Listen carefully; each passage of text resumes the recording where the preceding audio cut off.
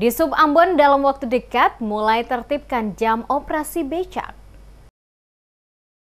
Dalam waktu dekat, Dinas Perhubungan Kota Ambon akan melakukan penertiban terhadap becak-becak yang beroperasi tidak sesuai dengan yang telah ditetapkan oleh Dishub. Kepala Dinas Perhubungan Kota Ambon Yan Suitela ditemui Demas Media Group di Balai Kota pada Selasa 22 Oktober mengatakan, Dishub bekerja sama dengan Satuan Polisi Pamong Praja atau Satpol PP untuk melakukan operasi penertiban terhadap becak yang beroperasi sembarangan sehingga membuat kemacetan di mana-mana. Operasi akan dilakukan di Jalan Aipati dan Jalan Slamet Riyadi. Ruas jalan itu ditetapkan sebagai kawasan bebas becak, tetapi hingga sekarang masih banyak yang melanggar. Suitela menjelaskan sebelum penertiban becak didahului dengan sosialisasi kepada para pengemudi becak melalui website Pemkot Ambon maupun melalui pengeras suara yang terpasang di traffic light pada sejumlah titik. Diakui saat ini operasi becak tidak mematuhi aturan yang disepakati baik waktu operasional sesuai warna maupun ruas jalan yang tidak boleh dilewati sehingga harus ditertibkan.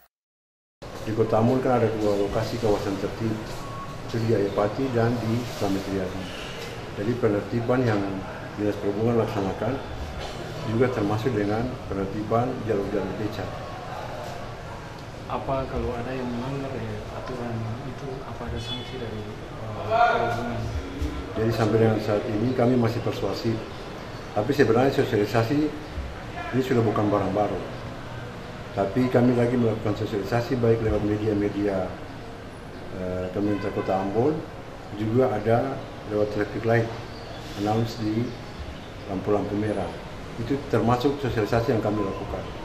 Ya berharap ke depan jangan sampai ketemu pada tindakan represi, atau masih pada pendekatan persuasif. Ia menambahkan penertiban waktu operasi becak kembali pada aturan lama yakni disesuaikan warna yakni merah, kuning, dan putih. Selain melakukan penertiban waktu operasi, Dishub juga akan melakukan penertiban izin. Penertiban akan dilakukan berkelanjutan, jika ditemukan maka akan ditindak termasuk penertiban perparkiran.